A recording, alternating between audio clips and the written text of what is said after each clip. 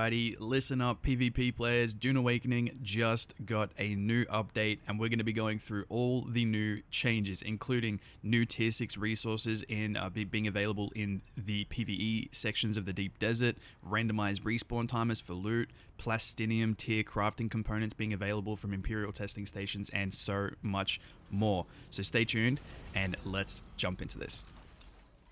So, naturally, we've been getting a few quality of life updates for the PvE side of Dune Awakening, which is pretty awesome for players like myself who want nothing to do with the endgame PvP crap, and it kind of just, yeah, the whole endgame is basically, was basically just tailored towards PvP players, which was unfortunate, because unless you were in a guild, a big guild, you were basically like, it's not locked out, but you couldn't really do anything. Like a solo player can't go and mine spice by himself or herself, whatever the fuck you want to say.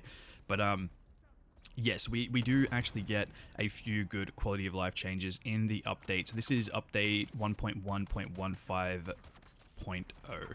That was a mouthful. Anyways, to get started, the first thing up on this list now, guys, just to clarify, I am reading this directly off the patch notes from Steam. So if you guys want to do the same and you want to read through the rest of the stuff that I don't talk about, that's purely and simply that's your call. You guys do that. It's underneath the update.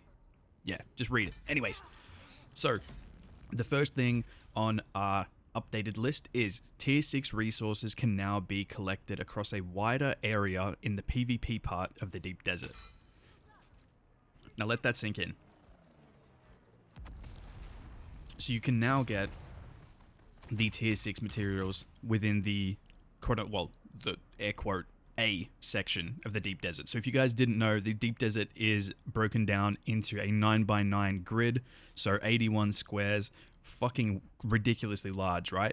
Now if you guys didn't know, the quote unquote PvE area of the Deep Desert is the first row of 9, so that is A1 through 9.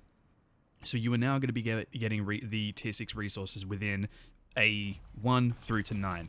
Now, those materials you might ask, so that would be spice melange or spice melange, however you want to pronounce it, the plastinium stuff, so titanium, stravidium, and also the crash ships and stuff like that. They have tier 6 components, so that's like mechanical components, pumps, the servo motors, spice sand, all that kind of stuff. So basically everything we couldn't really get as a PvE player because we didn't want to do the PvP, we have more or less all access to in the PvE areas now, which is pretty darn cool because like no one can kill you for looting now, which is dope. Because I just it sucks that the largest section of the crafting, like for endgame crafting with plastinium, was like basically unavailable to us. So I'm kind of glad that they're doing this, because I shouldn't be forced. And again, people are gonna disagree, but disagree all you like. But PvP players shouldn't be pissed at us PvE players not wanting anything to do with the PvP side of game. Like no other game does this. Like they always have separate servers. Like for instance, Once Human had a PvP server and a PvE server because the two don't exactly mix. I just want a peaceful, fun, like survival game without having to worry about some guy fucking griefing me, a team of people grieving me, you know what I mean? So yeah, it is what it is, but yeah, people are gonna be mad at that, but sucks to suck PvP players. We're getting some PvE stuff now, let's go. Anyways, apart from that, they also added an element of randomization to the respawn timer of unique loot containers in the Deep Desert. Now that sucks for me. Oh, well, not really, because I'm not going to be going that far into the Deep Desert, but how it worked previously is, if you guys didn't know, PvE areas of the map, the chests respawned every 45 minutes, whereas though the PvP section respawned every 22 minutes. However, now that has changed, so they've added, as they say, a quote-unquote randomization to the respawn timer. So does that mean it might go for 22 minutes and then 1 minute, and then half a second? Like, I'd like to know, well, it's random, so I guess you'd never really know what the respawn timer is going to be. That I kind of don't like. I kind of preferred it where I can go to all the PvP areas every 22 minutes. Like, I know that the loot's going to be there. Now it's like, cool, it's been an hour, so it should be there, but then it's not. And then a minute later, after I leave, it respawns. Like, I don't know how to feel about that one, but let me know if you guys like the that respawn timer now, so it's all random in the Deep Desert. Now, again, I presume, well, I presume it's the whole of the deep desert. It doesn't say specifically the PvE side, so it doesn't say A1 through 9. It doesn't say B1 through 9, you know what I mean, etc. So I presume it's just the whole deep desert in general, which again, I'm not sure if I like, but look, it is what it is, right?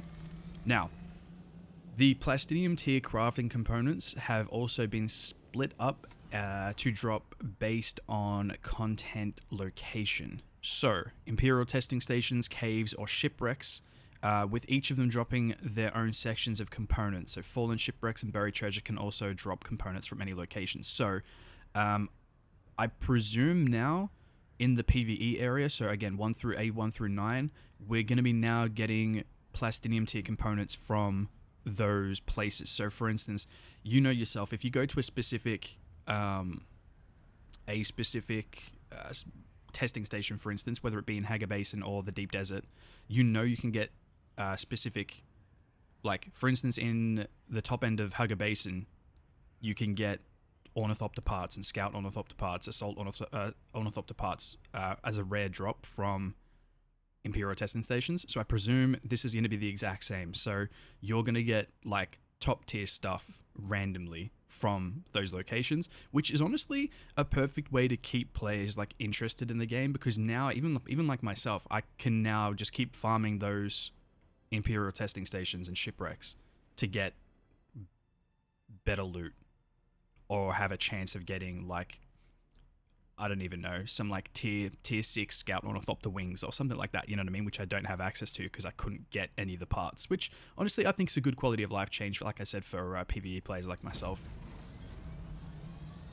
Now, up next, they have added a chance of a different selection of uniques dropping in the PvE loot in the Deep Desert. Now, this is always frustrating because they've changed this a few times, but basically I made I did all the location guides where you can get specific schematics from each chest, and it's now just fucked that all up, which sucks because I spent fucking countless hours making those goddamn videos. So yeah, so basically now, instead of it being like one chest drops like a specific 10, like a specific 10 unique schematics, there might now be just like not an unlimited amount, but you might now be able to get any of the 81 Duralinium schematics from any chest at any point, which I kind of like, but yeah, my video is now fucking redundant, so thanks game. Nah, that's just how it is. So there, you know, that's pretty cool. So now, I mean, hell, I reckon some of these they needed to change it, because I'm not being funny, right? But I farmed for specific, like, for instance, I still can't find the freaking las gun, and apparently it has the same chance to drop as everything else, but it's just never there. It's always like the same schematic. So, like, for instance, if you go to like A4 and A3 and farm both of the Imperial testing stations there, you'll literally get the same schematic. I'm not sure how the schematic randomization thing works, but, like, I'm not sure if it's based on a time of day and a specific one of those uniques drops at a specific time, because if I loot one Imperial testing station in like A3 and then go to A4 and loot that one, I'll get the exact same, like, unique drop from each location. So I wonder if it's like loot's based on a time, but yeah, I don't know. I'm not sure how I feel about that. I hope it makes it easier for you guys to find, or for us, sorry, to find more uniques than the ones we've already got. Because I don't know about you guys, but, like, I swear to God, I just get the same shit every single time. But that's just my luck. Now, on to the next one. So the spawn rate of medium fields has increased from 5 back to 8. And of the small spice fields increased from 22 to 30. Now, obviously, if you guys don't know, spice fields are the end game, so that's where all the PvP happens, because you need to fight for the spice fields, all that kind of stuff. So yeah, so if you guys are doing that, I mean, good for you. I mean, it doesn't mention anything about the large ones. It's just mentioned the medium and the small. So now there's going to be a lot more mediums and a lot more smalls. So I guess that's good for all you PvP players. Now, the delay for leaving a PvP security zone has increased from 5 to 30 seconds to prevent border camping and allow PvP players to protect their area. That's pretty darn cool.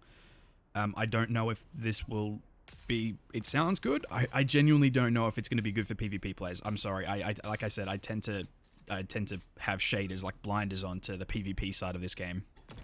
Now, there's also some changes to the lens red task that'll allow you allow for kill and delivery contributions to happen after the task has been completed, but awarding only personal contributions. So, which faction won and how many guild votes were awarded are unaffected by contributions made after the task was complete by one faction, but you will still get rewarded for doing that mission. So, say for instance they want you to kill, say they want you to deliver duralinium ingots to your quartermaster or whatever. Say we've already, like, say your faction, say the Harkonnens won that lands red task. Previously, you couldn't contribute to that once it's won. However, this is now stating that you can contribute it even after it's won, but it doesn't contribute to like your faction and how many guild votes it got or whatever. So you just get the extra materials or loot rewards for, say, donating 1,000 duralinium, which is pretty cool, honestly. Because yeah, I mean, honestly, I swear to fuck, they need to clarify some stuff in that lands rat. Because, like, don't even get me started. That's the most confusing shit ever. Does anyone, like, yo, hands up, raise your hand, motherfuckers, if any of you guys genuinely understand what the fuck you have to do for lands red tasks. Like, I understand what to do because it tells you what to do, but, like, I have no idea what's going on with the voting crap. It's the most complicated shit, and I can't wrap my brain around it, but maybe I'm just retarded. Who knows?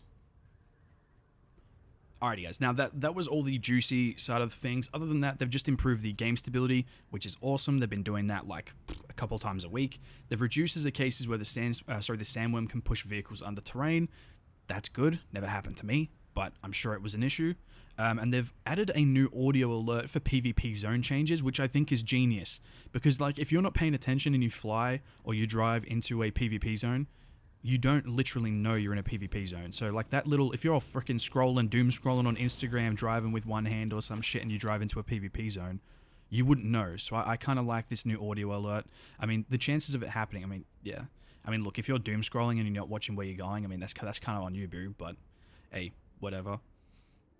Now, other than that, there are a few other fixes. So they've fixed issues where vehicle modules wouldn't highlight properly after the player had applied customization variants. Dude, that's such an issue, dude. Every time I try and freaking repair my vehicle, I can see, like, the skeletal structure. Everything's green and yellow flying around with me. It's weird.